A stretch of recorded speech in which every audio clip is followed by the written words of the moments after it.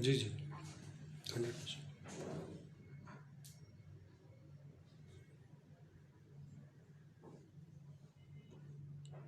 Camera इसका front show नहीं हो रहा, आएगा? फ्रंट शो होना तो चाहिए। ओके।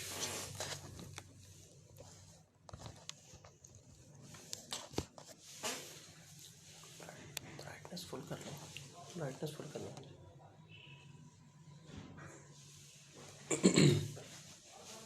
मतलब उतार लो मुझे। ओके, अभी जब आ जाता है ना ऑडियंस ज्वाइन कर लेते हैं, मगर उसमें शेयर करता हूँ, ठीक है? 2-3 मिनट बाद स्टार्ट कर दीजिए। ठीक है।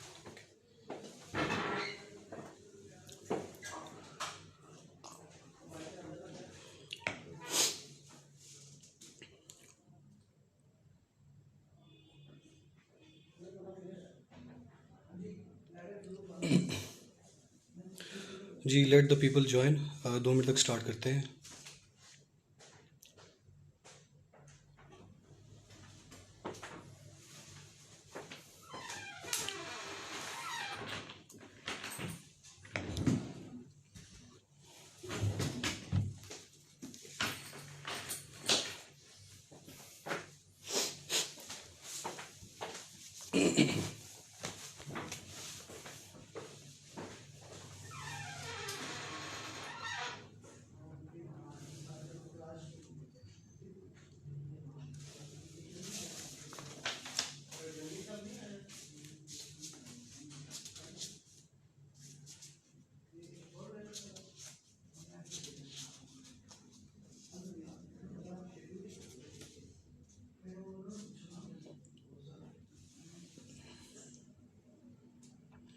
जी we are starting in 3 minutes, 2-3 minutes, ठीक है। Let the people join.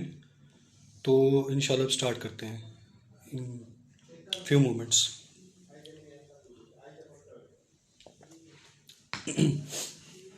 Kindly respond कीजिएगा। All of you can hear मी?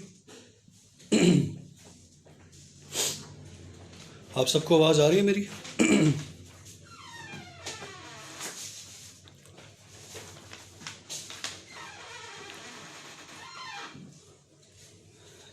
ठीक है।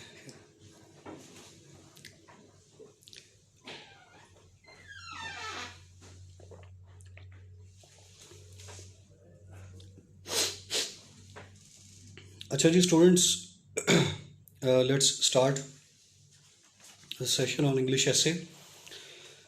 First of all, a brief introduction of myself. My name is Mohammad Umair Akhtar and I have cleared PMS twice and CSS twice, और last जो CSS clear किया था that was 2019. और through this journey I have always been scoring high marks in English essay. The last high marks that I scored in English essay were 72 marks. ठीक है, तो that is Y I am teaching English essay in Precis.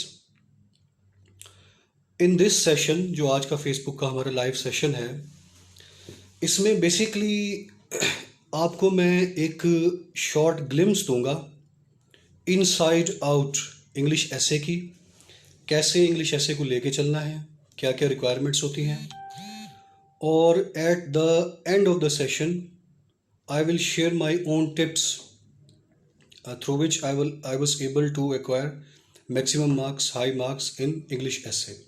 ठीक है, सो briefly हम चीज़ों को discuss करेंगे. After I have discussed all the things, I will take all of your questions that you can ask on your comment box. I will respond to all of your questions at the end of this session. So आप लोगों से request ये humble सी कि inside out इसको understand करने की कोशिश करें, और अभी तक आपने जितनी भी चीज़ें ऐसे के बारे में सुनी हैं, पढ़ी हैं, या उसको जिस तरह से भी आप लेके चल रहे हैं, उन चीज़ों को ज़रा थोड़ी देर के लिए साइड पे रख लें. जो चीज़ें मैं आपको बता रहा हूँ इनको थॉरोली अंडरस्टैंड करें, और जो भी आपके क्वेश्चंस हो you can ask those questions in your comments. ठीक होगी बात? सबसे पहले मैं ये बात करूँगा कि what is essay, purpose of the essay क्या होता है,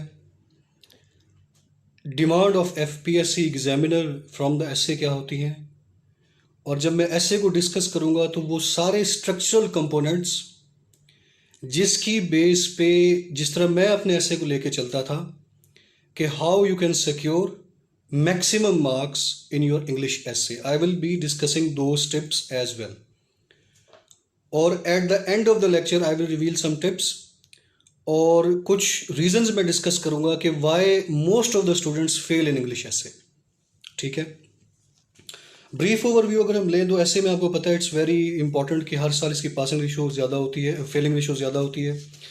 कुछ स्टैट मैं आपसे डिस्कस कर लेता हूँ। 2015 में 97% लोग ऐसे में फेल हुए, 16 में 98% फेल हुए, 17 में 95%, 18 में 90%, 2019 में 93% और 2020 में 92% लोग ऐसे में फेल हुए।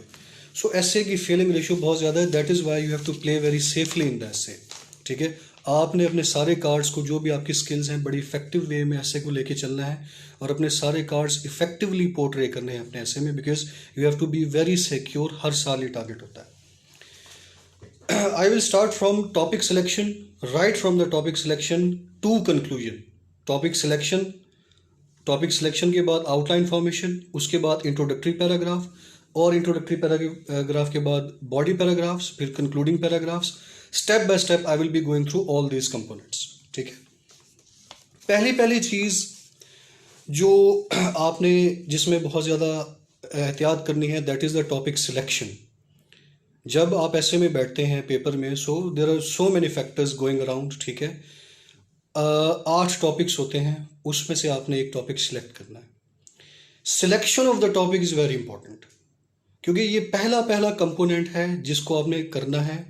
और जो टॉपिक आपने एक बार सिलेक्ट कर लिया, उसी टॉपिक को आपने पूरे अपने 3 घंटे में लेके चलना है। That is going to be your whole word for the next 3 hours.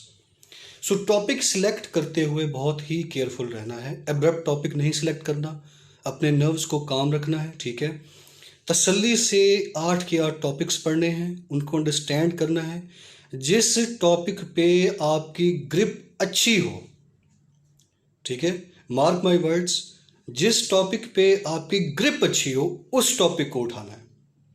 जिस टॉपिक को आप इनसाइड आउट अंडरस्टैंड कर रहे हो, जिस पे आपका यहां से और यहां से कन्विक्शन हो that you can get along with this topic, उस टॉपिक को आपने उठाना है।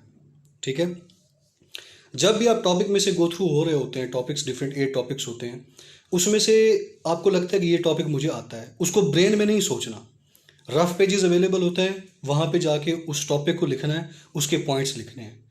आपको लगे कि आप इसके साथ गेट अलोंग कर सकते हैं, you can go with this topic well enough. अगर नहीं लग सकता, you can change your topic.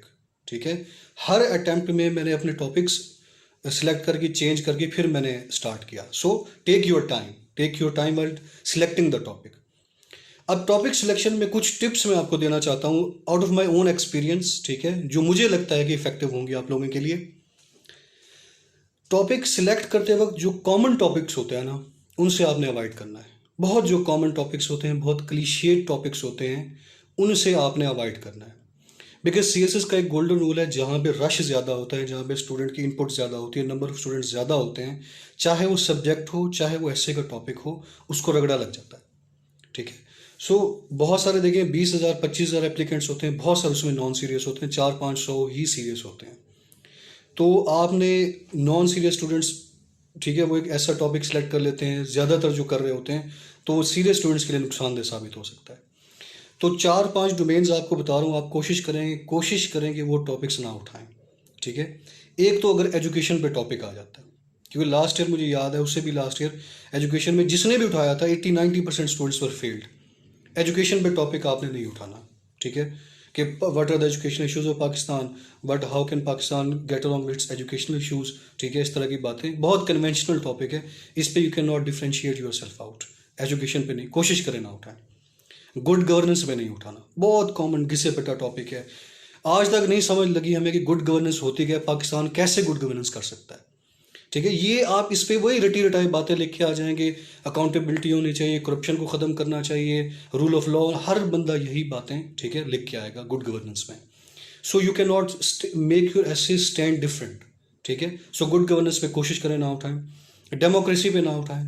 ठीक है, what are the democratic issues of Pakistan, how Pakistan can improve its democratic structure, इस तरह के अगर टॉपिक्स आते हैं, any topic that is revolving around democracy, do not take that topic, क्योंकि डेमोक्रेसी में हर बंदा लिखता है और वही रटी रटाई बातें होंगी कि मिलिट्री रूल आए हैं, बहुत ज़्यादा फ्रिक्वेंट कूज हुए हैं, पॉलिटिशियंस जो है वो सिविल सर्वेंट्स वो करप्शन करते रहे हैं, ठीक है, तो इसमें आप इसको इसके साथ इंसाफ नहीं कर सकते, ठीक है, बहुत ही इसमें क्लीशेड बातें आ जाएंगी, बहुत कॉमन टॉपिक है।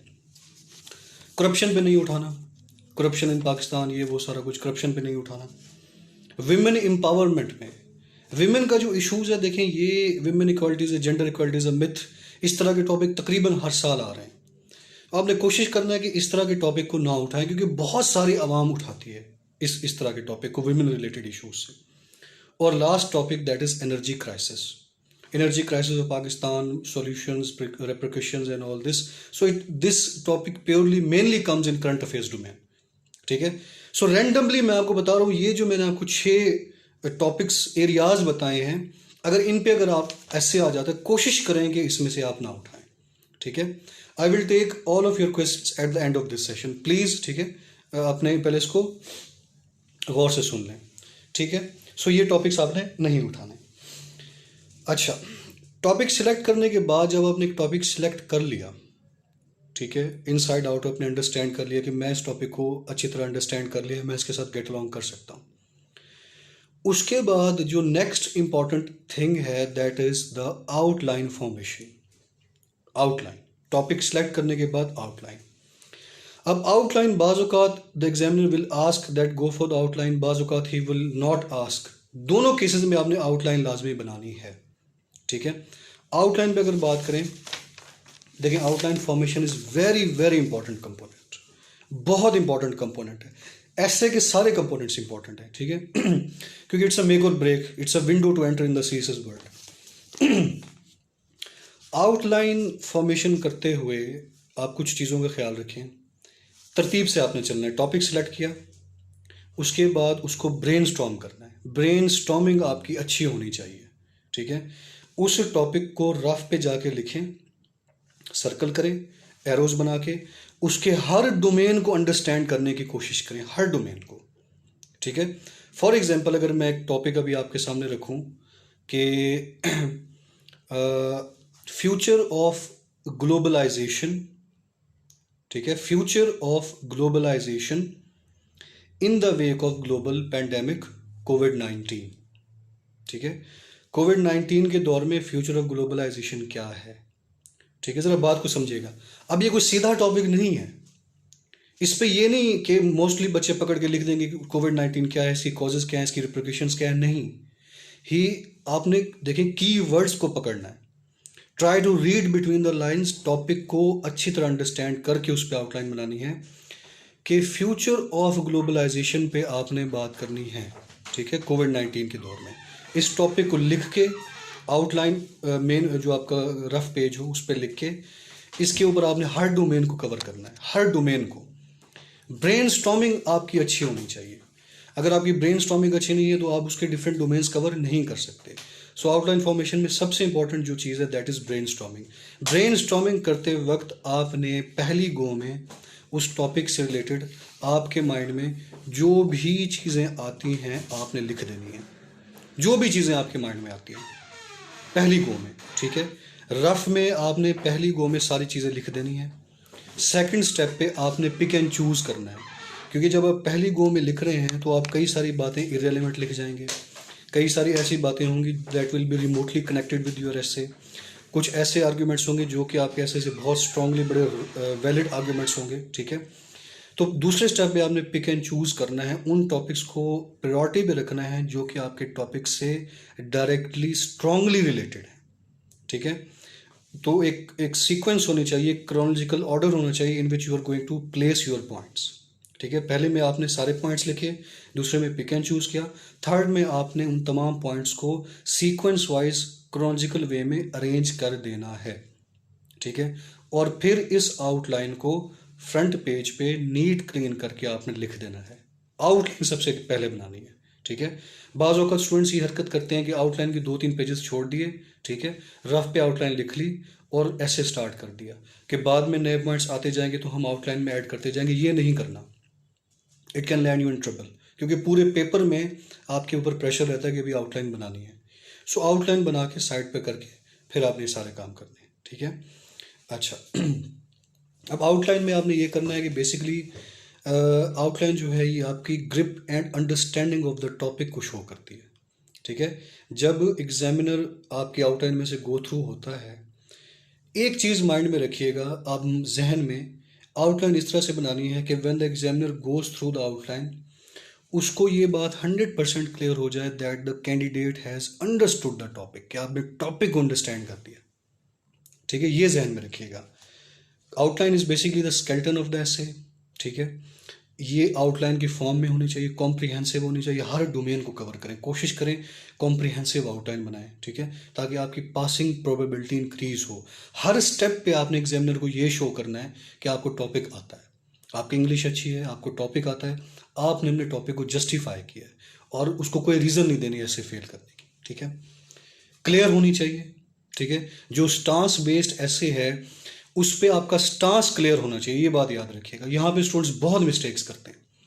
आपका जो स्टांस है, जो भी आपका स्टांस है, स्टांस बेस्ड ऐसे में आपकी पूरी आउटलाइन में वो स्टांस क्लियर नज़र आना चाहिए, बिल्कुल क्रिस्टल क्लियर। कहीं भी स्टांस पे एम्बिग्विटी नहीं होनी चाहिए। जहाँ पे लैक ऑफ क्लैरिटी हुई स्टांस में, वहाँ फेलिंग जोन में एंटर होना शुरू हो जाते हैं, ठीक है। सो कॉम्प्रिहेंसिव होना चाहिए, एक स्केलेटन ऑफ द एसे होता है, stance should be running through outline, ठीक है, क्लियर स्टांस होना चाहिए और एक सीक्वेंस होनी चाहिए, खूबसूरत सीक्वेंस होनी चाहिए, ठीक है। एक फॉर एग्जांपल सीक्वेंस का मैं आपको बताता हूँ, देखिए मेरी बात को अंडरस्टैंड करें। बाज़ औक़ात हमारे पास नॉलेज बहुत ज़्यादा होता है, आर्ग्यूमेंट्स बहुत ज़्यादा होते हैं, लेकिन उन्हें पोर्ट्रे करना हमें नहीं आ रहा होता। लेकिन बाज़ औक़ात if you have the good art and skills to portray the topic, तब आप अपना टॉपिक अच्छा पोर्ट्रे कर सकते हैं, ठीक है। Little knowledge, less knowledge, less arguments, if displayed and written effectively in a chronological sequence, in a coherent way, वो ज़्यादा अपील क्रिएट करते हैं बजाय कि आपके पास नॉलेज बहुत ज़्यादा है और आपको लिखना नहीं आ रहा, ठीक है। कम नॉलेज को इफेक्टिव वे में पोर्ट्रे करना is better than you have the lot of knowledge but you do not know how to portray that, ठीक है। सो इसमें ये जो सीक्वेंस की मैं बात कर रहा हूँ, इसको थोड़ा माइंड में रखें। देखिए बिलफर्स, अगर मैं आपको एक टॉपिक देता हूँ, एग्जाम्पल के तौर पे एक टॉपिक लेते हैं, 2016 का टॉपिक है world as a global village, ठीक है, world as a global village learning to live together, ठीक है। अच्छा, तो इसमें आपने world as a global village learning to live together, इसमें आपने सीक्वेंस बनानी है कि वर्ल्ड ग्लोबल विलेज बना तो कैसे बना। शुरू में क्या हुआ, शिप इंडस्ट्री बनी, ठीक है। शिप इंडस्ट्री के बाद क्या हुआ, इंडस्ट्रियल रेवोल्यूशन आया at the turn of 18th century. Industrial revolution की वजह से व्हीकल इंडस्ट्री बनी, उसकी वजह से एविएशन इंडस्ट्री बनी। उसके बाद जो करंट फेज हमें ग्लोबलाइजेशन का नज़र आता है that is social media wave. ये जो हम इंटरेक्शन कर रहे हैं दैट इज़ सोशल मीडिया, ये ग्लोबलाइजेशन हो रही है। मैं एक जगह पे बैठा हूँ, आप किसी और जगह पे बैठे हैं, but still you are listening me. ये आज के दौर की ग्लोबलाइजेशन है, ठीक है। अब ये सारे पॉइंट सीक्वेंस में होने चाहिए। First things first, don't put the cart before the horse, कि पहले आप सोशल मीडिया की बात कर रहे हैं, उसके बाद कहीं पे जाके इंडस्ट्रियल की बात कर रहे हैं, फिर बीच में एविएशन की बात कर रहे हैं, एंड में आप शिप इंडस्ट्री की बात कर रहे हैं कि शिप की वजह से शिप्स बनी और जो बैरियर थे सीज के वो कंप्लीट होना शुरू हो गए। एक सीक्वेंस होनी चाहिए तरतीब से, जिस तरह हिस्ट्री में इवेंट्स होते आ रहे हैं। गेटिंग माई पॉइंट, ठीक है। एक जो क्रोनोलॉजिकल सीक्वेंस होती है, अगर उस तरह से आउटलाइन बनाई जाए तो बहुत ज़्यादा अपीलिंग हो जाती है आपने, ठीक है। सो इसको पास करना है, जहन में ये रखना है कि आपने ऐसे पास करना है, ठीक है। So proper sequence of the topics is very important जो आप आउटलाइन बना रहे हैं। जहन में क्या रखना है, जहन में ये रखना है कि as the checker moves through your examine outline, एक बात उसको क्लियर हो जाए कि बच्चे ने गल फाड़ ली है, कि the boy has understood the topic, ठीक है। सो आउटलाइन बेसिकली आपके अंडरस्टैंडिंग ऑफ द टॉपिक को शो करती है। और मैं एक बात को आपको कैटेगोरिकली बता दूं, मैंने अभी मतलब अपने अभी इस करियर में तकरीबन 200 एसेस चेक किए हैं। यकीन करें, अगर आउटलाइन आपकी इररेलेवेंट है, टॉपिक कुछ है और आउटलाइन कुछ बनाई हुई है, तो you have given a very solid reason to fail the essay. और ऐसे उधर ही आपका फेल हो जाता है। पूछा कुछ गया है, बच्चा कुछ और बता रहा है। आपने एग्जामिनर को फैसिलिटेट कर दिया कि उसने अभी आगे ऐसे पढ़ना ही नहीं है, वो साइड पे करके और ऐसे उठाएगा नंबर, ठीक है, बहुत ज़्यादा ऐसे चेक कर रहे हैं। खैर ठीक है, तो इस पर आपके जो भी सवाल है बाद में कीजिएगा। काफ़ी सारी भी आपसे बातें डिस्कस करनी है। आउटलाइन के बाद the next important thing is introductory paragraph, ठीक है। अच्छा, इंट्रोडक्टरी पैराग्राफ ये जहन में रखिए, ये बहुत इंपॉर्टेंट है। अगर ऐसे में सबसे इंपॉर्टेंट चीज़ मैं अगर आपको बताऊं, दैट इज इंट्रोडक्टरी पैराग्राफ, सबसे इंपॉर्टेंट चीज़, ठीक है। सीएसएस में सबसे इंपॉर्टेंट चीज़ ऐसे में सबसे इंपॉर्टेंट चीज़ आपका इंट्रोडक्टरी पैराग्राफ। कैसे? ये मेक और ब्रेक सिचुएशन होती है। आपकी राइटिंग की पहली ग्लिम्स, आपके राइटिंग का पहला जो एक्सप्रेशन है वो शो होता है आपके इंट्रोडक्टरी पैराग्राफ से। आउटलाइन में तो उसको आपने समझा दिया, अभी मैंने टॉपिक अंडरस्टैंड कर लिया। राइटिंग कैसी है, एक्सप्रेशन कैसे है, मैच्योरिटी ऑफ राइटिंग कैसी है, फ्लो कैसा है, प्रैक्टिस ऑफ राइटिंग कितनी है, strength on the command on the language कितनी है, इस चीज़ की पहली अक्कासी, पहली डिपिक्शन इसकी आपकी होगी फ्रॉम इंट्रोडक्टरी पैराग्राफ। पहला इंप्रेशन आपका यहाँ बनेगा। सो पहला इंप्रेशन आपका फ्लैट नहीं होना चाहिए एग्जामिनर पे। सो इंट्रोडक्टरी पैराग्राफ बहुत इंपॉर्टेंट है, इसको बहुत केयर से करना है और अच्छे अंदाज से करना है, ठीक है। इसके अंदर कोई भी कॉम्प्रोमाइज़, एक भी मिस्टेक नहीं होनी चाहिए, एक भी मिस्टेक इंट्रोडक्टरी पैराग्राफ में। तरीक़ाकार क्या होगा, मैंने कभी भी, हालांकि मेरी काफ़ी प्रैक्टिस थी, कभी भी मैंने अपने इंट्रोडक्टरी पैराग्राफ को एक गो में नहीं लिखा। खासकर सिर्फ इंट्रोडक्टरी पैराग्राफ, उसको लिखें बाहर रफ पेज पे अच्छी तरह। ये मैं अपनी टिप आपको दे रहा हूँ, ठीक है, जो कि ज़्यादातर नहीं बताते लोग। जो आपके रफ पेजेस हैं वहाँ पे जाके इसको लिखें आराम से, तसल्ली से उसको रीड करें इंट्रोडक्टरी पैराग्राफ को। जब उसको आपकी तसल्ली हो जाए कि इसके अंदर कोई ग्रामेटिकल मिस्टेक नहीं है, कोई लॉजिकल फैलिसी नहीं है, कोई पंक्चुएशन की मिस्टेक नहीं है, कोई इलॉजिकल बात नहीं की हुई, कोई कंपोनेंट मिसिंग नहीं है इंट्रोडक्टरी पैराग्राफ का, कोई पंक्चुएशन की मिस्टेक नहीं है, कोई स्पेलिंग की मिस्टेक नहीं है, एक प्रॉपर खूबसूरत वे में इंट्रोडक्टरी पैराग्राफ लिख लिया है, उसके बाद उसको आगे नीट करना है एट योर फ्रंट पेज, ठीक है। ये सिर्फ इंट्रोडक्टरी पैराग्राफ के साथ करना है, क्योंकि बाकी आपके पास इतना टाइम नहीं होता बाकी सब पैराग्राफ्स की। सो इंट्रोडक्टरी पैराग्राफ को आपने तसल्ली से टाइम दे के लिखना है, ठीक हो गया। कोई इसके अंदर मिस्टेक नहीं होनी चाहिए। ब्रीफली इसके कंपोनेंट्स डिस्कस कर लेता हूं, जो कि मैं जिस तरह से इंट्रोडक्टरी पैराग्राफ को लेके चला करता था, ठीक है। अच्छा ठीक है, सो ये सारी बातें हो गई। कंपोनेंट्स पे आता हूँ। सो एक चीज़ जो है ये वेरी इंपॉर्टेंट होता है, पहला इंप्रेशन आपका क्रिएट करता है और यहाँ से आपका एग्जामिनर का माइंड बन जाता है आपको पास या फेल करने का, अगर इसमें गलती निकल आई कोई, ठीक है। ये मत समझिएगा कि यार एक आध गलती की गुंजाइश होती है, कोई गुंजाइश नहीं होती। ऐसे प्योर होना चाहिए आपका, एरर फ्री होना चाहिए, तो आपके लिए बहुत ज़्यादा मसला क्रिएट हो सकता है, ठीक है। इंट्रोडक्टरी पैराग्राफ के कंपोनेंट्स मैं आपसे ब्रीफली डिस्कस करता हूँ। देखिए, इसका एक इंट्रोडक्टरी पैराग्राफ को स्टार्ट करने का एक तरीका है। स्टार्ट के बाद इसका दूसरा जो कंपोनेंट है that is introduction of the topic. Third component है इसकी ट्रांजिशनल स्टेटमेंट्स। फोर्थ कंपोनेंट है इसका थीसिस स्टेटमेंट। ये चार कंपोनेंट्स हैं एफपीएससी के एग्जामिनर को जो डिमांड करते हैं, ठीक है। और that is how I use to take my essay. Start पे बात करते हैं कि इंट्रोडक्टरी पैराग्राफ को स्टार्ट कैसे करना चाहिए। देखिए, स्टार्ट में ये है कि आपने पढ़ते साथ ही टॉपिक को पढ़ नहीं जाना, ठीक है। थोड़ा सा उसकी पहले बेस बनानी है। दो तरीके होते हैं स्टार्ट करने के, ब्रीफली बताऊंगा। एक होता है जेनेरिक स्टार्ट, एक होता है कैची स्टार्ट। जेनेरिक स्टार्ट में आप पहले जनरलाइज करेंगे टॉपिक को, उसके बाद अपने मुद्दे पे आएंगे। फॉर एग्जाम्पल, अगर आपको आ जाता है ऐसे करप्शन इन पाकिस्तान पे या पॉवर्टी इन पाकिस्तान पे, ठीक है, तो आप थोड़ा सा इसको जनरलाइज करेंगे, जेनेरिक टू स्पेसिफिक मूव करेंगे। पहले जनरल बात करेंगे कि जो करप्शन है, या पॉवर्टी पे बात कर लेते हैं। ये जो पॉवर्टी है ये पूरी दुनिया में डेवलपिंग कंट्रीज़ का एक इशू है। जेनेरिक बात की आपने, क्योंकि पाकिस्तान भी एक डेवलपिंग कंट्री है, लिहाजा पाकिस्तान भी फेस कर रहा है पॉवर्टी को। अब आप स्पेसिफिक आ गए, पूछा उसने पाकिस्तान का था, लेकिन आपने पहले थोड़ा सा उसको जनरलाइज किया that poverty is the most important issue across the world in most of the developing countries, ठीक है। इट्स एक जेनेरिक बात की आपने, comma, Pakistan being a developing country is facing poverty at various levels in its society. So you are moving from generic to specific. पूछा पाकिस्तान का गया था, पहले आपने जनरलाइज किया, then you move to the Pakistan. Now this is the generic way to start a topic. ठीक है, generalise आपने किया. दूसरा जिसको मैं कहता हूँ that is catchy start. Catchy start इसलिए कि इसमें you basically give an attention grabber. For example कैसे कि इसमें आप कोई कोटेशन का इस्तेमाल कर सकते हैं. अगर कोई रेलिवेंट कोटेशन आपके माइंड में स्ट्राइक करती है तो, ठीक है, स्ट्राइक करती है तो कोटेशन एक हैबिट बनाएं. सारी कोटेशंस एक रजिस्टर बनाएं जिसमें आपकी बहुत सारी कोटेशंस हों. Like a hungry man is an angry man, distant drums sound sweet. ठीक है, अ हज बिटवीन कीप्स फ्रेंडशिप ग्रीन. ठीक है, a constant guest is never welcomed.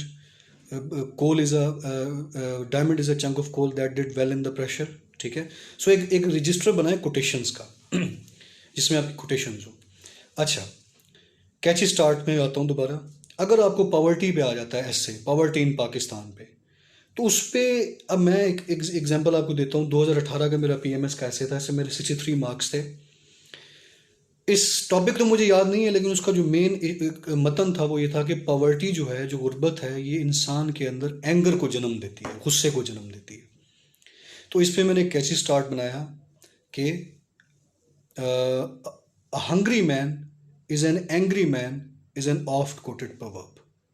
ठीक है, so lack of available resources, comma, lack of social security nets and rampant poverty across the length and breadth of a state create massive anger among the population. Full stop. ठीक है, so you are connecting your topic with the quotation. समझ रहे हैं बात को? सो दो तरह से, एक जेनेरिक होगा, एक कैची होगा. जेनेरिक में पहले जेनेरिक बात करके फिर टॉपिक पे आना है. कैची में पहले एक आपने देना है अपना कोई जो कोटेशन है, लेकिन quotation should be relevant with your एसे. ये ना हो कि कोटेशन के चक्रों में कोई इरेलीवेंट कोटेशन मार दें, ज़रूरी नहीं है. अगर नहीं जहन में आ रही तो जेनेरिक स्टार्ट करें चुप करके, दोनों ठीक है. If the relevant quotation strikes your mind, only then you can get along with the quotation. ठीक हो गया. स्टार्ट के बाद क्या करना है, ये तो आपने तरीके स्टार्ट कर लिया. स्टार्ट के बाद आएगा नेक्स्ट कंपोनेंट, इंट्रोडक्शन, जिसमें आप अपने टॉपिक को इंट्रोड्यूस कराएंगे. ठीक है, अब इंट्रोडक्शन में दो कैटेगरीज हैं. एक होता है स्टांस बेस्ड ऐसे, एक होता है टॉपिक बेस्ड ऐसे. स्टांस बेस्ड ऐसे में आपने अपने स्टांस को इंट्रोड्यूस कराना है, ये बात जहन में रखिएगा. ठीक है, फॉर एग्जाम्पल अगर आपसे स्टांस पूछा जाता है कि एक्सपेंडिंग इंफॉर्मेशन टेक्नोलॉजी अ कर्स और ब्लेसिंग. ठीक है, 2019 का ऐसे है जिसमें मेरे 72 मार्क्स थे. ठीक है, एक्सपेंडिंग इंफॉर्मेशन टेक्नोलॉजी अ कर्स और blessing. It is a stance based ऐसे. ठीक है, इसमें examiner is looking for your stance. इस तरह के टॉपिक में, इस तरह के ऐसे में जब आपने इंट्रोड्यूस कराना है तो आपने अपने स्टांस को इंट्रोड्यूस कराना है, टॉपिक को नहीं इंट्रोड्यूस कराना. ठीक है, यहाँ पे स्टूडेंट्स अमूमन ये मिस्टेक करते हैं कि वो बताना शुरू कर देंगे एक्सपेंडिंग आईटी ये है, it has this component, it has फलाना फलाना फलाना. ये नहीं पूछा. पूछा ये गया है एक्सपेंडिंग आईटी कर्स है या ब्लेसिंग है, इस पे बात करनी. एक्सपेंडिंग आईटी पे नहीं बात करनी. एक्सपेंडिंग आईटी कर्स है या ब्लेसिंग है, इस पे बात करनी है. अपना स्टांस इंट्रोड्यूस कराना है. ठीक है, जो भी आपका स्टांस हो. तो इसको अगर मैं इंट्रोड्यूस कराऊं, ठीक है, expanding IT is a double-edged sword which has both positive and negative implications depending upon the intention of the user. ये मेरा स्टांस है. सो मैंने क्या किया, मैंने अपने स्टांस को इंट्रोड्यूस कराया, टॉपिक को नहीं इंट्रोड्यूस कराया. इसको प्लीज़ जहन में रखिएगा, ये बहुत स्टूडेंट्स मिस्टेक करते हैं. अगर आपसे पूछा गया है कि is democracy in Pakistan improving और डिप्रूविंग, आपने ये बात करनी है डेमोक्रेसी इम्प्रूव हो रही है या डिप्रूव हो रही है.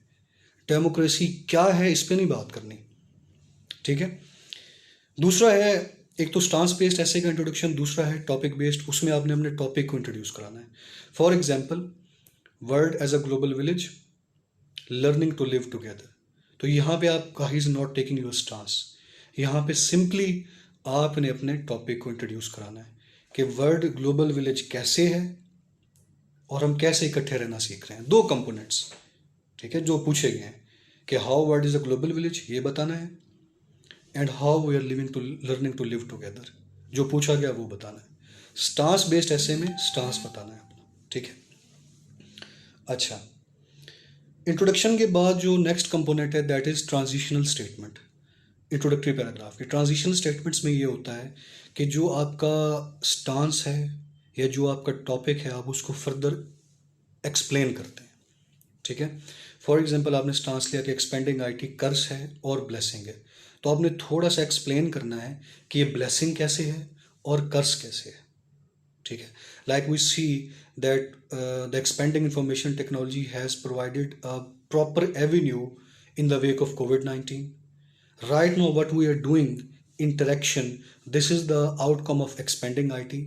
Expanding IT has played pivotal role in education sector, health sector, economic sector, and it has played very important role to keep the things moving, to keep the globalization moving in the wake of global pandemic.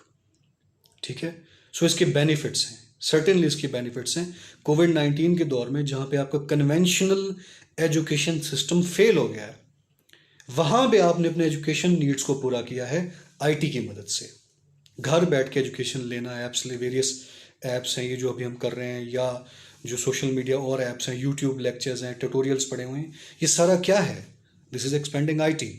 So expanding IT has positive impacts. Negative भी अगर बात करें, cyber crimes हैं, cyber issues हैं, cyber harassment है, breach of sensitive data है, ठीक है, फिफ्थ जनरेशन वॉरफेयर है, मीडिया प्रोपगेशन है, प्रोपेगेंडा प्रोपगेशन है, एजेंडा प्रोपगेशन है, ये सारे नेगेटिव इम्पैक्ट्स हैं।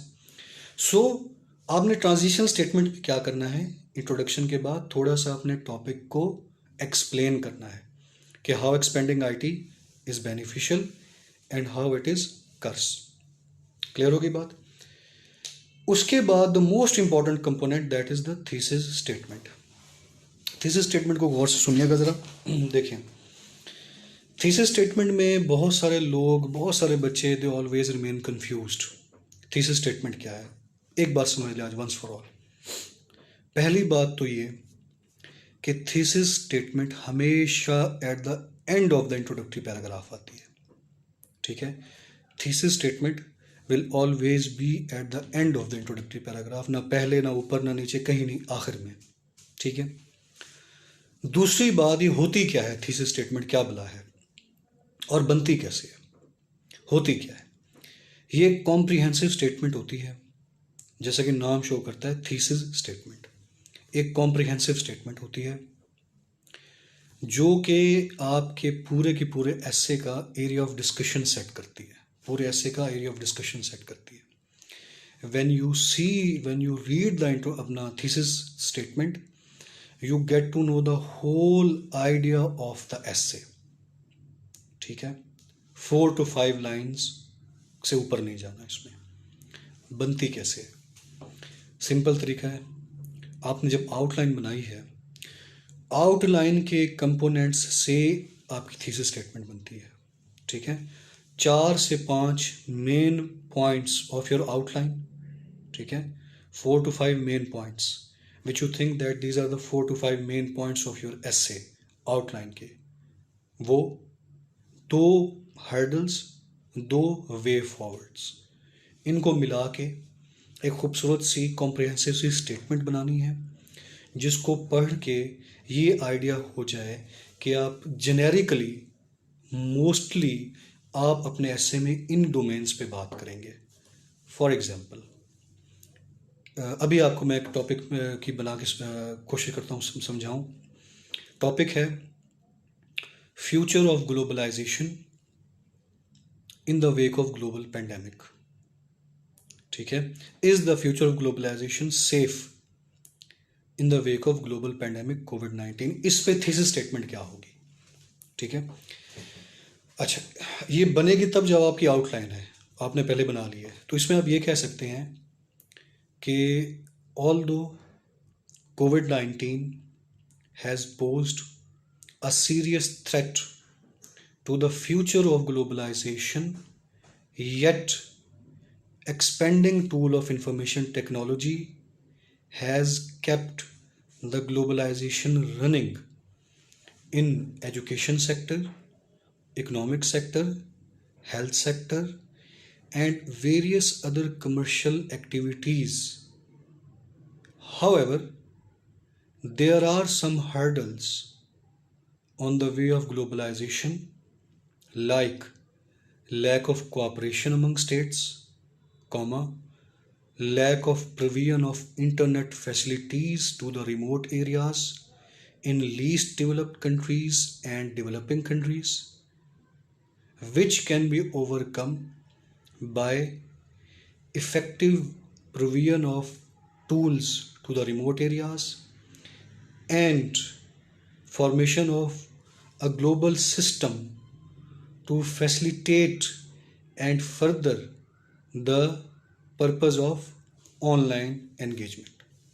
ठीक है, सो ये मैंने अभी आपके सामने बैठ के बनाई है, नाजिल हुई है मुझ पे ये सेंटेंसेस। ठीक है, सो इस तरह से I am trying to make you people understand कि 4 से 5 main points, 2 hurdles, 2 way forward को मिला के एक थीसिस स्टेटमेंट आपने बनानी है, and that should be at the end of your introductory paragraph. ठीक है, इंट्रोडक्टरी पैराग्राफ के बाद let's move to the body paragraph. Body paragraph क्या होता है? ठीक है, बॉडी पैराग्राफ्स आपके all the paragraphs between introductory and concluding paragraph, all those paragraphs will be the body paragraphs. ठीक है, तमाम बॉडी पैराग्राफ्स एक स्टाइल से लिखे जाएंगे। कुछ कंपोनेंट्स हैं, how I use to write, उन पे मैं आपको बात करता हूँ अभी। ठीक है, कि कैसे कैसे हमने बॉडी पैराग्राफ्स के कौन कौन से कंपोनेंट्स हैं जिनको साथ लेके चलना है। बॉडी पैराग्राफ देखिए, बॉडी पैराग्राफ की अगर बात की जाए तो इसमें सबसे पहली इंपॉर्टेंट चीज़ होती है टॉपिक सेंटेंस। ठीक है, टॉपिक सेंटेंस, हर बॉडी पैराग्राफ का एक टॉपिक सेंटेंस होता है। टॉपिक सेंटेंस के बाद कंपोनेंट होता है इसका एक्सप्लेनेशन, उसके बाद एक कंपोनेंट होता है सपोर्टिंग डिटेल्स, और फिर कंक्लूडिंग सेंटेंस। ब्रीफली इन पे बात करता हूँ। टॉपिक सेंटेंस क्या होता है, बात को अंडरस्टैंड कीजिएगा। ठीक है, टॉपिक सेंटेंस ये है कि हर आपके जो आपने आउटलाइन के जो पॉइंट्स लिखे हैं वो एक एक टॉपिक सेंटेंस बनता जाएगा। ठीक है, टॉपिक सेंटेंस बेसिकली आपके जो पैराग्राफ है उसका एक ओपनर होता है, एक मुद्दा होता है, एक क्लेम होता है। ठीक है, फॉर एग्जाम्पल इफ आई से प्रोडक्शन या construction of ship industry was the first step that expedited the process of globalization, ये मेरा हो गया टॉपिक सेंटेंस। टॉपिक सेंटेंस इसको इसलिए कहा जा रहा है क्योंकि इसमें आप अपने पूरे पैराग्राफ में इसी एक टॉपिक पे रहेंगे। एक्सप्लेनेशन भी इसी एक टॉपिक की, सपोर्टिंग डिटेल्स भी इसी टॉपिक की, और कंक्लूड भी इसी को करेंगे। यानी कि अपने पूरे पैराग्राफ में आप शिप इंडस्ट्री पे ही रहेंगे। ये बात गौर से सुनिएगा, एक पैराग्राफ में एक बात करनी है। If you are talking about economic system, don't talk about political system. If you are talking about the political system, don't talk about the religious system. If you are talking about the social issues, don't go to the political issues. एक paragraph के अंदर एक बात होगी, एक topic sentence होगा। ठीक है, टॉपिक सेंटेंस के बाद उसकी होगी एक्सप्लेनेशन। एक्सप्लेनेशन में सिंपली आपने ये जहन में रखना है कि जो भी आपका टॉपिक सेंटेंस है उसको आपने आंसर करना है वाई और हाउ के कॉन्टेक्स्ट में। ठीक है, ये जहन में ये 2 सवाल रख के उसकी एक्सप्लेनेशन देनी है कि अगर मैंने टॉपिक सेंटेंस लिखा है कि ship industry paved the way towards globalisation, ship industry ने ग्लोबलाइजेशन को बढ़ाया, तो कैसे बढ़ाया और क्यों बढ़ाया, इसका जब आप आंसर करेंगे तो ये हो जाएगी आपकी एक्सप्लेनेशन। ठीक है, तो इसकी क्या बनेगी एक्सप्लेनेशन कि ship industry for various economic purposes breached the barrier of seas, thereby converting seas from barriers to linkers. ठीक है, यानी कि शिप इंडस्ट्री की वजह से क्या हुआ, कैसे इसने ग्लोबलाइजेशन इनहेंस की कि शिप इंडस्ट्री से पहले जो समंदर्स थे, जो ओशंस थे, वो बैरियर्स थे। लोग एक कॉन्टिनेंट से दूसरे कॉन्टिनेंट की तरफ मूव नहीं कर सकते थे because of the seas. Globalisation नहीं अचीव हो सकती थी फिजिकल फॉर्म में, एक इलाके के दो लोग दूसरे में नहीं आ सकते। लेकिन जब शिप्स बन गई तो people of one area started moving to the next continents. कैसे? शिप्स की वजह से। ठीक है, तो शिप्स ने जो सीज थे उनके बैरियर्स को लिंकर्स में कन्वर्ट कर दिया। ये आपने रीजन बता दी। किस मोटिव के लिए? इकोनॉमिक पर्पस के लिए। इकोनॉमिक पर्पस को, इकोनॉमिक चैलेंजेस को मीट करने के लिए एक इलाके के लोग दूसरे इलाके में आके अपनी डिफरेंट इकोनॉमिक एक्टिविटीज को फर्दर कर रहे हैं। So to cover the various economic activities ships breach the barrier of seas. ये आपने हाउ और वाई का आंसर दे दिया। ठीक है, टॉपिक सेंटेंस, उसके बाद हाउ और वाई का आपने आंसर दिया कि कैसे शिप इंडस्ट्री ने कवर किया और क्यों किया। ठीक है, उसके बाद आप इसकी देंगे सपोर्टिंग डिटेल्स। ठीक है, अब सपोर्टिंग डिटेल्स क्या होती है? सपोर्टिंग डिटेल से मुराद है आपका जो टॉपिक सेंटेंस था, जो आपने शिप इंडस्ट्री में बात की है, उसी के बारे में आपने सारी डिटेल्स देनी है। ठीक है, सपोर्टिंग डिटेल्स में आप data, arguments, facts, reports, references, quotations, examples, ठीक है, इन चीज़ों का इस्तेमाल कर सकते हैं। कि अब अमूमन स्टूडेंट्स पूछते हैं कि सर ये डाटा और ये फैक्ट्स और आर्ग्यूमेंट्स कहाँ लिखें, एग्जाम्पल्स ये यहाँ लिखनी है। जो आपका बॉडी पैराग्राफ का सपोर्टिंग डिटेल्स वाला सेगमेंट है वहाँ पे आपने लिखनी है। यानी कि आप फैक्ट्स भी देंगे, आर्ग्यूमेंट्स भी देंगे, डाटा भी देंगे। किसके लिए? अपने टॉपिक सेंटेंस को सब्सटेंशिएट करने के लिए। और वो आपका टॉपिक सेंटेंस आपके एसे से रिलेटेड होगा। ठीक है, सो इस तरह आपने सीक्वेंस में चलते जाना है। और एंड में होगा कंक्लूडिंग सेंटेंस। कंक्लूडिंग सेंटेंस में आपने क्या करना है कि थोड़ा सा उसको कॉम्प्रिहेंसिव वे में लिख देना है कि hence ship industry, hence globalisation owes much to ship industry. यानी कि ऊपर वाली बात को आपने एक बार कॉम्प्रिहेंसिव वे में नीचे लिख दिया। ठीक है, गेटिंग दिस पॉइंट? सो आपके जो क्वेश्चंस हैं please keep your questions, I will answer eight the and. So topic sentence के बाद उसके एक्सप्लेनेशन, हाउ और वाई के जहन में ये दो सवाल रख के, और उसके बाद उसको सपोर्ट करना है डिटेल्स के साथ, डाटा के साथ, फैक्ट्स के साथ, एग्जांपल्स, कोटेशंस, रेफरेंसेस। और एक और बात मैं आपको यहाँ पे क्लियर कर दूँ, ये एक बहुत कॉमन मिसपरसेप्शन, मिथ बना हुआ है कि अगर आपके ऐसे में डाटा नहीं है, अगर आपने कोई रिपोर्ट्स नहीं डाली तो आपका ऐसे फेल हो जाता है। ये बिल्कुल गलत बात है। मेरे 70 तक नंबर आते रहे, मैंने कोई ख़ास डाटा नहीं डाला। डाटा वहाँ पे डालें जहाँ पे रिक्वायर्ड है, अननेसेसरी डाटा नहीं घुसाना। साइंस का पेपर नहीं बनाना, रिपोर्ट नहीं बनानी, ऐसे के पेपर को ऐसे रहने देना है। ठीक है, सो जहाँ पे आपके पास फॉर एग्जांपल कुछ टॉपिक्स ऐसे होंगे जहाँ पे डाटा ज़्यादा आएगा। अगर आप पॉपुलेशन पे बात करते हैं, certainly you will have to give the stats. अगर आप इकोनॉमिक इश्यूज़ पे बात करते हैं, certainly you have to give the stats कि पाकिस्तान का ग्रोथ क्या है, पाकिस्तान का ट्रेड डेफिसिट क्या है, फिजिकल डेफिसिट क्या है, पाकिस्तान का लाइबिलिटीज़ कितनी है, सर्कुलर, ये सारा डाटा आपके पास होना चाहिए। अगर आप कोई आर्ग्यूमेंटेटिव ऐसे उठा लेते हैं, वहाँ पे आपका आर्ग्यूमेंट्स ज़्यादा होंगे, डाटा कम होगा। वहाँ पे आपकी एग्जाम्पल ज़्यादा होंगी, डाटा कम होगा। सो data, references, quotations, examples, reports, ये सारी चीज़ें वेरी करेंगी फ्रॉम टॉपिक टू टॉपिक। ये नहीं कि हर पैराग्राफ में ये घुसानी है। ये आपके एक एनालाइजिंग एबिलिटी होनी चाहिए कि कहाँ पे किस आर्ग्यूमेंट को डाटा के साथ बैक करना है। ठीक है, फॉर एग्जाम्पल अगर मैं ये बात करता हूँ कि population of Pakistan is increasing day by day, ये बात मैंने की, लेकिन अगर मैं इस आर्ग्यूमेंट को कपल करता हूँ डाटा के साथ तो फिर मेरा आर्ग्यूमेंट इफेक्टिव हो जाएगा कि population of Pakistan is increasing day by day as the economic survey of the fiscal year shows that the current growth rate of Pakistan is 2.5%। अब मैंने अपने आर्ग्यूमेंट को किसके साथ? डाटा के साथ बैक किया है। अब मेरे आर्ग्यूमेंट में जान आई है। पहले हवा में बात थी कि पाकिस्तान की तरक्की, पाकिस्तान में पॉपुलेशन इंक्रीज हो रही है। उसके साथ जब आप डाटा कोट करते हैं तो आपका आर्ग्यूमेंट एक अथेंटिक हो जाता है। Certainly it creates impact. ठीक है, लेकिन डाटा फिर मैं बता रहा हूँ वहाँ देना है जहाँ पे इसकी रिक्वायर्ड हो। कुछ मैंने पेपर्स देखे हैं बच्चों के बहुत ज़्यादा डाटा घुसाते हैं, उनको किसी ने बता दिया उधर डाटा लिखोगे तो पास हो, डाटा नहीं लिखोगे तो फेल हो जाओगे। ऐसी बात नहीं है। ठीक है, coming to the concluding paragraph, briefly इस पे बात करते हैं। उसके बाद मैं कॉजेज ऑफ फेलियर पे बात करूंगा, then I will take your questions. Concluding paragraph क्या होता है? Concluding paragraph is very important, यार हर हाल में पढ़ा जाता है, ठीक है। कंक्लूडिंग पैराग्राफ को नहीं छोड़ना आपने, आपके एस्से का कंक्लूडिंग पैराग्राफ मस्ट होना चाहिए, ठीक है।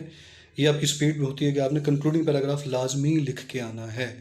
लव्स कंक्लूजन उसको लाजमी ऐसे में नज़र आना चाहिए कि बच्चे ने पूरा ऐसे किया है, चाहे बीच में से एक दो पॉइंट्स आप छोड़ भी दें, कौन सा वो पॉइंट जाके मैच कर रहे होते हैं, ये वाला लिखा है ये वाला नहीं लिखा।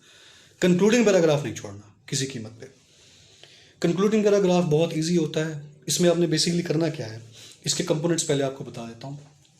इसको भी एक स्टार्ट करने का तरीका है। स्टार्ट के बाद इसकी एक समरी स्टेटमेंट होती है, उसके बाद इसका एक बॉडी पार्ट होता है और फिर कंक्लूडिंग पार्ट होता है। स्टार्ट कैसे करना है? कंक्लूडिंग पैराग्राफ को you can start with your concluding words like to conclude, in conclusion, in a nutshell, finally, lastly, ठीक है, हेंस। इस तरह के कंक्लूडिंग वर्ड्स आपने डाल के you have to start your concluding paragraph, ठीक है। मैं जिस तरह लगता था कि to conclude it can be said that future of globalisation is secure in the wake of global pandemic, या in conclusion it can be said, या finally it can be said, ठीक है। सो इन कंक्लूजन या to conclude it can be said that, ये phrase नजर आना चाहिए concluding paragraph में, लव्स कंक्लूजन नजर आना चाहिए, ठीक है। उसके बाद हो गया आपकी समरी स्टेटमेंट। समरी स्टेटमेंट क्या है? सिंपल सी, इसको यूं अंडरस्टैंड करें। 2 to 3 सेंटेंसेस लिखने हैं। आपका जो टॉपिक है उसको समराइज्ड वे में 2 to 3 सेंटेंसेस में लिख देना है, जिस तरह प्रेसी बनाते हैं, सिंपल वे में, ठीक है। फॉर एग्जाम्पल, अगर मैं ये बात करता हूं कि is the future of globalisation secure in the wake of global pandemic, इसकी अगर मैं समरी स्टेटमेंट बनाऊं तो मैं इस तरह से लिखूंगा कि Indeed various tools of IT and integration of IT in economic, political, governance, health and education sector has clearly revealed the fact that future of globalization is not only secure but it has the tremendous potential to groom in various ways, ठीक है। Comprehensive वे में summarise करके आपने अपने topic को लिख दिया, summary बता दी, ठीक है, कि ग्लोबलाइजेशन और फ्यूचर के जो है, फ्यूचर का ग्लोबलाइजेशन और फ्यूचर सिक्योर है, इसी तरह से सिक्योर है, समराइज करके उसको आपने लिख दिया। ये होगी आपकी समरी स्टेटमेंट। उसके बाद समरी स्टेटमेंट के बाद the next component is your body part of your concluding paragraph, ठीक है। उसमें क्या लिखना है आपने? जो देखें, इसको आप इस स्टैंड करें, जब आप कोई स्पीच करते हैं, स्पीच करने के बाद जब उस स्पीच को आप कंक्लूड कर रहे होते हैं तो आप ये बात करते हैं कि मैंने अपनी स्पीच में ये मेन बातें की, ठीक है, समराइज करते हैं। So concluding paragraph basically summarise करना ही होता है। इसमें you do not have to add anything new, कोई नया आर्ग्यूमेंट आपने इसमें नहीं देना।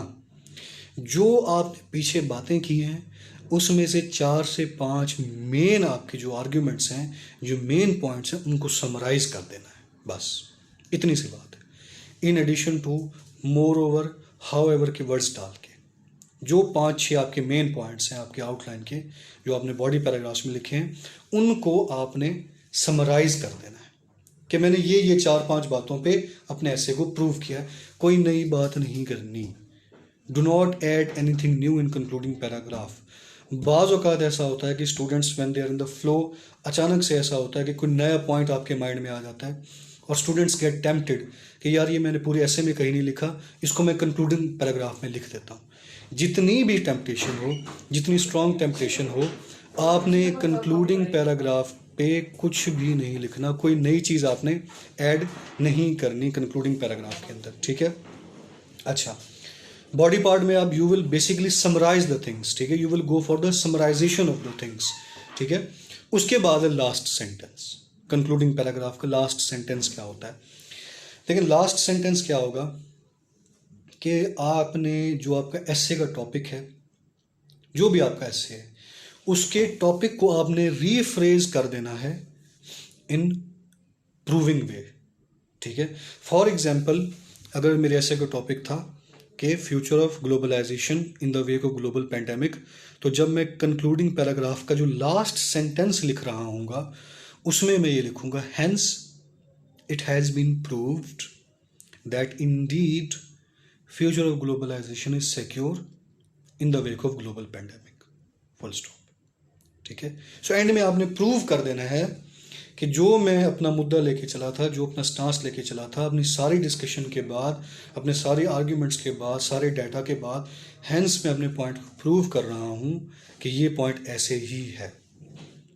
ठीक है, सो ऐसे is all about proving your self. ऐसे में कोई भी मेन चीज़ आप इसको अंडरस्टैंड करें, अगर आपने टॉपिक को अंडरस्टैंड कर लिया है और उस टॉपिक को जस्टिफाई कर दिया है with right English, suitable vocab and right expressions, आपका ऐसे पास हो जाता है। इतनी सी चीज़ है, कोई हाई फाई वोकैब की ज़रूरत नहीं है, कोई इसमें बड़े बड़े लेंथी सेंटेंसेस लिखने की ज़रूरत नहीं है, कोई इसमें अननेसेसरी कॉम्प्लिकेशन नहीं करनी, वर्बोसिटी क्रिएट नहीं करनी। सिंपल वे में अपने स्टांस को लेके सूटेबल वर्ड्स के साथ करना चाहिए। ठीक है, और before I and my discussion में ब्रीफली कुछ कॉजेज ऑफ फेलियर डिस्कस कर देता हूँ आपसे।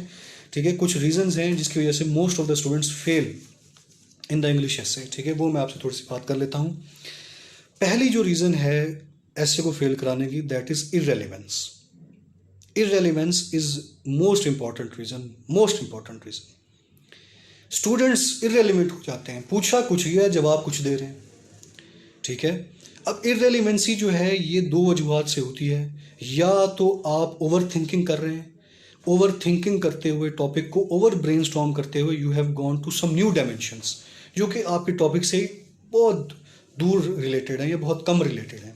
ओवर थिंकिंग से रेलेवेंस आ जाती है, या आपको टॉपिक अंडरस्टैंड ही नहीं हुआ। ठीक है, अगर आपने टॉपिक सही तरह से अंडरस्टैंड नहीं किया, certainly you are not going to get relevant, क्योंकि आपने टॉपिक अंडरस्टैंड ही नहीं किया।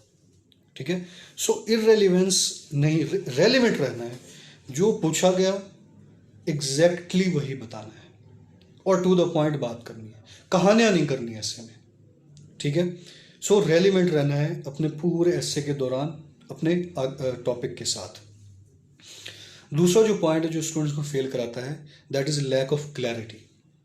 क्लियर नहीं होता इससे, और ये वाकई जेन्युइन बात है। मैंने कई ऐसे चेक किए हैं, आउटलाइन देख ली, पता नहीं चला स्टांस क्या है, बच्चे का स्टांस क्या है। इंट्रोडक्टरी पैराग्राफ देख लिया, नो स्टांस। 3-4 मजीद बॉडी पैराग्राफ्स देख लिए, जो भी स्टांस है वो क्लियर नहीं हो रहा, क्लैरिटी नहीं आ पा रही कि बच्चा बात क्या करना चाह रहा है। अगर ये ग्लोबलाइजेशन पे है तो खुल के नहीं बात कर रहा। ठीक है, यानी कि आप एम्बिगुअस वे में ऐसे को ना लिखें। जो भी आपकी अंडरस्टैंडिंग है होनी क्लियर चाहिए। जूम वाली बातें ना करें कि अगर ये बात होगी वो खुद डिसाइफर कर लेगा, ये वाली बात होगी तो भी वो डिसाइफर कर लेगा, तो मैं मिडल में कोई बात करता हूँ, नहीं, 100% फेल हो जाएगा। ठीक है, सो आपकी जो भी अंडरस्टैंडिंग है क्लियर होनी चाहिए, स्टांस क्लियर होना चाहिए आपका। कई ऐसे मैं पढ़ता हूँ कि 5 आधा ऐसे पढ़ लिया, समझ नहीं आ रही बच्चा बात क्या करना चाह रहे, 100% आपका ऐसे फेल हो जाता है। Third reason is too much mistakes. ठीक है, मिस्टेक्स बहुत ज़्यादा निकलती हैं बात स्टूडेंट्स की, लैक ऑफ प्रैक्टिस होती है। जो जुगाड़ के चक्करों में स्टूडेंट्स होते हैं ना कि आखिरी 1 आध महीने में बैठ के लिख लेंगे, 2-4 ऐसे वहाँ से पकड़ लिए, इस सर के गैस ले लिए, उस सर के गैस ले लिए। ठीक है, जुगाड़ वाले काम ऐसे में नहीं चलते, फिर आप लक पे हैं, चल गया, ना चला तो फिर ज़ीरो। जुगाड़ वाले काम नहीं करने, प्रॉपर प्रैक्टिस करके फाइट करके ऐसे को पास करना है। ठीक है, अब टू मच मिस्टेक्स होती क्यों है ऐसे में? टू मच मिस्टेक्स से क्या मुराद है? आउटलाइन में मिस्टेक्स हो रही हैं, कहीं पे ग्रामर की मिस्टेक आ रही है, कहीं पे कॉमे की आ रही है, कहीं पे पंक्चुएशन की आ रही है। हर पैराग्राफ के अंदर मिस्टेक्स निकल रही हैं, कभी पंक्चुएशन गलत है, कभी स्पेलिंग की, कभी लॉजिकल बातें, कभी ग्रामेटिकल मिस्टेक्स हैं हर पैराग्राफ के अंदर। इक्का दुक्का अगर मिस्टेक निकल जाए that is okay, benefit of doubt is always there, human error is there. हर पैराग्राफ में अगर आपकी मिस्टेक निकल रही हैं तो rest assured your essay is fail. ठीक है, तो बाहर आके बड़े लोग बात कर रहे होते हैं कि ये मैंने सारा कुछ ठीक लिखा, सारा कुछ बेहतरीन करके लिखा हूँ, छाप के आया हूँ, फिर भी फेल हो जाते हैं। उसकी एक रीज़न ये है कि बहुत सारी वो मिस्टेक्स कर रहे होते हैं अनकॉन्शियसली, उन्हें पता भी नहीं होता। क्यों? क्योंकि प्रूफ रीड करने का तो टाइम नहीं है आपके पास, तो लैक ऑफ प्रैक्टिस होती है। प्रैक्टिस ही नहीं है, आपका वो लेवल ही नहीं है कि प्रैक्टिस करें और एक ही गो में ऐसे परफेक्ट होना चाहिए, कोई मिस्टेक ना हो। तो फिर वो हजरात जो बाहर बड़े बड़े दावे कर रहे होते हैं कि तेरे भाई ने छाप दिया, ऐसे ये कर दिया, वो फिर फेल हुए होते हैं, इस वजह से फेल हुए होते हैं। उसके बाद जो रीज़न फेलियर का बनती है that is logical arguments, lack of logical arguments, illogical बातें। ठीक है, एक चीज़ याद रखिएगा, जहन से ये बात निकाल दें कि आपने एग्जामिनर को इम्प्रेस करना है, ये बात जहन से निकाल दें। इस माइंड सेट के साथ जब आप ऐसे अटैम्प्ट करते हैं ना कि मैंने एग्जामिनर को इम्प्रेस करना है, तब आप इलॉजिकल बातें, एम्बिशियस बातें कर जाते हैं, टू मच, जो कि आपको फेल करा सकती हैं। एग्जामिनर इम्प्रेस नहीं होता, कभी नहीं होते, ये बाबे होते हैं और इन्होंने अपनी वो इम्प्रेस वाली एज गुजार दी होती है। ठीक है, इनको आप हैप्पी कर सकते हैं, यू कैन प्लीज देम कि I have done justice with your topic. ये है इंग्लिश, मैंने आपके इंग्लिश के साथ इंसाफ किया है, ये मुझे टॉपिक आता है, मैंने इसको सही लिखा है, मेरा ऐसे पास कर दें, बस इतनी। अब जो स्टूडेंट्स माइंड में ये लग के बैठे मैंने ज़मीन आसमान के कुलाबे मिला के रख देने हैं, वो गलतियाँ करता है। अगर आपसे बात की जाए भी पाकिस्तान में जो पाकिस्तान की इकॉनमी है वो स्ट्रीमलाइन हो सकती है, अब कुछ स्टूडेंट्स लिटरली ये बात करते हैं कि 5-6 साल में पाकिस्तान की इकॉनमी बिल्कुल फिट हो जाएगी। मतलब यार इलॉजिकल बात है कि अगले 5-6 सालों में कितना होगा, ग्रोथ रेट कितना होगा, 1% इंक्रीज हो जाएगा, 2% हो जाएगा। ये तो नहीं है कि अगर 2.5% और 100% हो जाएगा, इम्पॉसिबल है। ठीक है, ये बात कर देना कि यार पाकिस्तान में गुड गवर्नेंस अगले 10 साल में चाइना से भी अच्छी हो जाएगी, इलॉजिकल बात है, इम्प्रैग्मेटिक बात है, जहन को नहीं अपील करती। ठीक है, ये बातें नहीं करनी, जो बात रियल है ना, जो प्रैक्टिकल प्रैग्मेटिक बात है वो करनी है, थर्ड पार्टी एनालिसिस देनी है। ये नहीं कि पाकिस्तान की मोहब्बत में कि मैं Pakistan is going to very good governance, Pakistan education sector will improve in Pakistan, 5 years Pakistan will make leaps and bounds progress and it will stand among the nations end. ठीक है, ये नहीं, देखिए इम्प्रूवमेंट आपने पाकिस्तान की ग्लिम्स अच्छी शो करनी है, बट इन अ लॉजिकल वे, कि अगर हम जीडीपी का लेस देन 3% शेयर कर रहे हैं एजुकेशन पे, अगले सालों में ज़्यादा से ज़्यादा 1% इंक्रीज होगा। ठीक है, छलांग मार के 10% तो नहीं होगा। सो कटिंग लॉन्ग स्टोरी शॉर्ट, आपने इलॉजिकल बातें नहीं करनी। लिटरली कुछ स्टूडेंट्स करते हैं, यकीन करें ज़मीन आसमान के कुलाबे मिला के रखे होते हैं उन्होंने कि ठीक है, तो ये आपने लॉजिकल प्रैग्मेटिक प्रैक्टिकल बात करनी है जो कि सोसाइटी में एक्चुअली अप्लाई हो सकती हो। ऐसे सॉल्व करते वक्त जहन में रखना है कि प्रैग्मेटिक सॉल्यूशंस देने, प्रैक्टिकल बात करनी है, हवाई बातें नहीं करनी जो कि हो ही नहीं सकती पाकिस्तानी सोसाइटी में। और एक और जो रीज़न जो मुझे लेटेस्ट पता चली है from the examiner report, that is lack of self creativity. Lack of self creativity, ये उन स्टूडेंट्स के लिए, उन ज़रात के लिए जो कि रटे रटाए चीज़ों पे बिलीव करते हैं कि ऐसे पकड़ लिया सर का और बस पूरा छाप दिया। आपकी अपनी जो क्रिएटिविटी है, आपकी अपनी अंडरस्टैंडिंग, आपकी अपनी ऑब्जर्वेशन, आपकी अपनी एनालिसिस, ये चीज़ आपको डिफ्रेंशिएट करती है। अपनी क्रिएटिव थिंकिंग होनी चाहिए, चीज़ें आप एनालाइज किया करें, चीज़ें एनालिसिस पढ़ा करें, एनालाइज किया करें, चाहे गलत चाहे सही, एनालिटिकल पावर होनी चाहिए आपके पास। ठीक है, गलत करेंगे फिर सही करना शुरू कर देंगे। सो ड्यूरिंग प्रिपरेशन आप हर चीज़ पे एनालिसिस दिया करें अपने, एक बार अपने माइंड में से उसको गुजारा करें, उस पर एक ओपिनियन अपनी बिल्ड किया करें। ठीक है, कैसे बिल्ड होगी, डिफरेंट ओपिनियंस पढ़ें, डिफरेंट ब्लॉग्स पढ़ें, डिफरेंट पेपर्स की ओपिनियंस पढ़ें, अच्छे अच्छे राइटर्स को पढ़ें और अच्छे अच्छे लोगों से डिस्कशन करें जिनके ओपिनियंस स्ट्रांग हो। यहाँ से आपकी ओपिनियन मेकिंग होगी और ये ओपिनियन मेकिंग आपको ऐसे में काम आएगी। ठीक है, सो वहाँ पे एक स्टेटमेंट लिखी है एग्जामिनर रिपोर्ट में, we need the students who are able to think and create their essay while sitting in the examination hall. ठीक है, सो वहाँ पे आपको पता होना चाहिए कि रटी रटाई चीज़ का क्लियर पता चल जाता है कि बच्चे ने रटा हुआ। लास्ट चीज़ जो है जिस पे मैं अपनी डिस्कशन को एंड करूँगा, that is lack of coherence. Lack of coherence होती है स्टूडेंट्स में, जिसकी वजह से वो ऐसे को फेल कर बैठते हैं। लैक ऑफ कोहेरेंस से क्या मुराद है, एब्रप्ट वे में चीज़ें लिखी जा रही हैं, कोई तरतीब नहीं है, बेहंगम चीज़ें लिखी जा रही हैं। ठीक है, पहले भी आपको बताया कि अगर it doesn't matter if you have less knowledge, but if you have art to portray that less knowledge effectively, you can get along with the essay. But if you have excessive knowledge, too much arguments, you do not know how to put these arguments on the paper, लिखने का art नहीं है, उस knowledge का कोई फ़ायदा नहीं है। वो नॉलेज आपको हेल्प करेगा बाहर डिस्कशन करने में, ये वो थड़ों पे, चाय के थड़ों पे लगे होते हैं स्टूडेंट्स एक दूसरे को गलत प्रूव करने में, वो वहाँ तक ठीक है।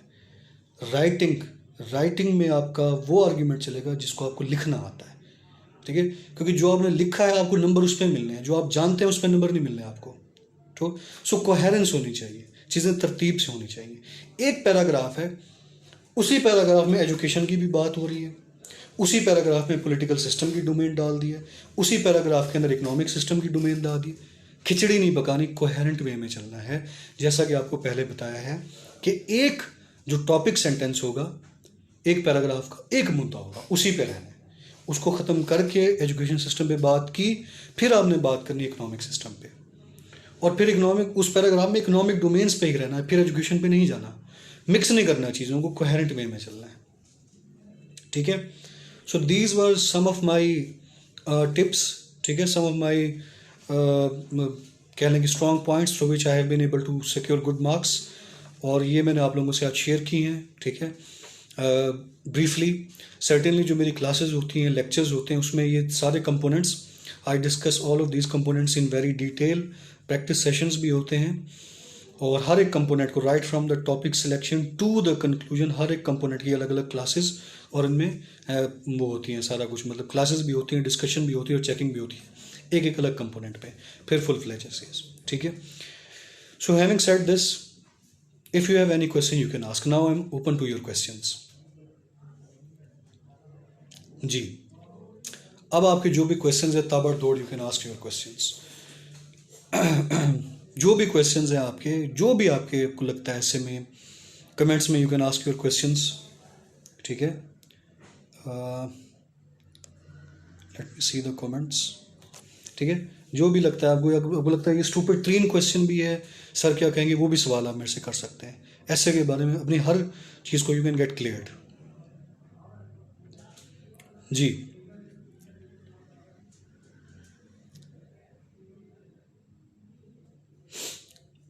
बड़ी बात है यार, स्टूडेंट सवाल नहीं कर रहे, सारे कुछ समझ लग गया आपको।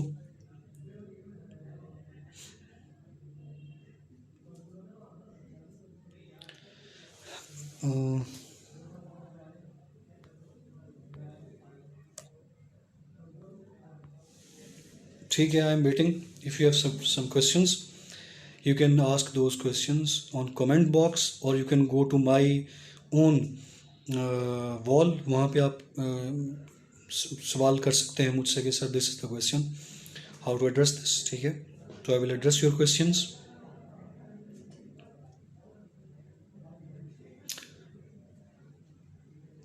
जी,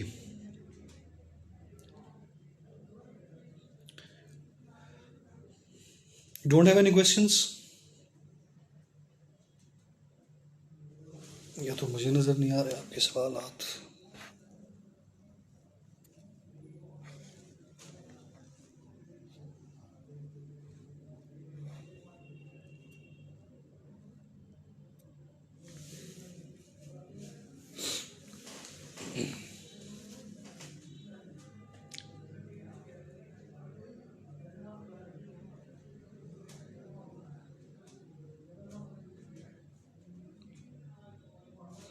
भाई सवाल कर भी लें यार, एक बंदा आपके लिए इज आस्किंग, कौन पूछता है कि सवाल करें आज के दौर में। चलें आप जरा सवाल लिखिए, मैं पानी का गिलास लेके आता हूँ जब तक। लिखिए सवाल।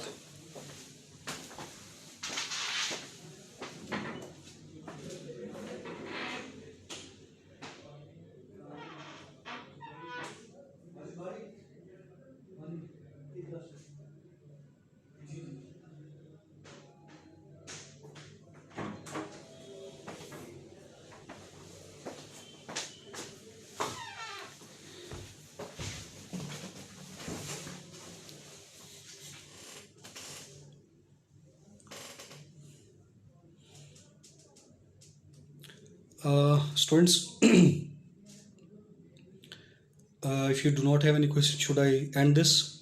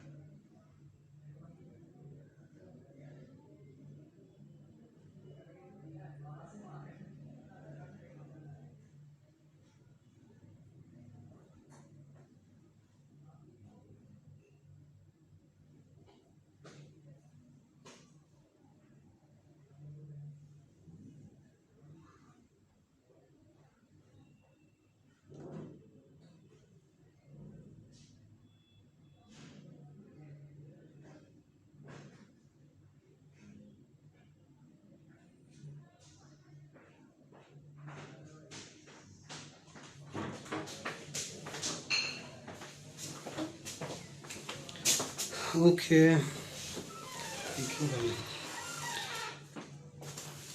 ठीक है students, best wishes. Certainly no questions, कोई मुझे नज़र नहीं आ रहे कमेंट बॉक्स में, ठीक है। सो even if you have some questions, you can ask me later on. बाद में अगर कोई उड़ता उड़ता सवाल आपके माइंड में आ जाता है, you can ask the question later on, ठीक है, because I am not right now not seeing any questions on the comment box. So I assume that all of you have understood what I have delivered to you. If any question comes across your mind, you can later on post here under this video, or you can come to my page and come to my wall and ask question from me there, ठीक है। Or you can have my contact number, you can contact me and ask the question. This is the question about English essay, ठीक है। So best wishes, अल्लाह ताला आपको खुश रखे, ठीक है।